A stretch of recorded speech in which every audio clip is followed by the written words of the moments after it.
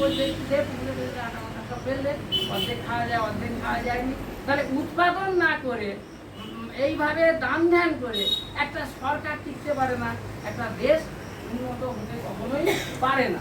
আর এর বিরুদ্ধে আমাদের এই লড়াই 9 তারিখে এই ধর্মঘট। এই ধর্মঘটটা কেন?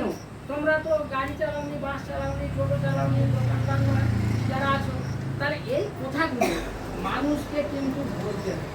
এই কথাগুলো একজন অজ্ঞ মহিলা তাকে কিন্তু বলতে হবে যে তোমরা বোঝোনি, তারা আবার যেটা বুঝে।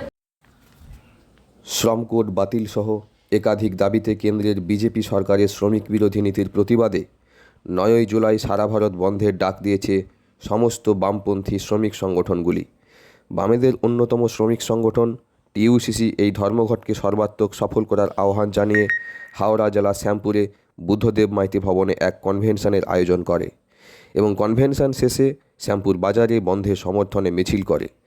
30শে জুন সোমবার এই মিছিলে উপস্থিত ছিলেন জেলার ফরওয়ার্ড ব্লক দলের প্রাক্তন বিধায়ক শৈলেন মণ্ডল, ফরওয়ার্ড ব্লক শ্যামপুর লোকাল কমিটির সম্পাদক ও পশ্চিমবঙ্গ ইটভাটা ইউনিয়নের রাজ্য সম্পাদক অসিত বরণ সাউসহ অন্যান্য নেতৃত্ব।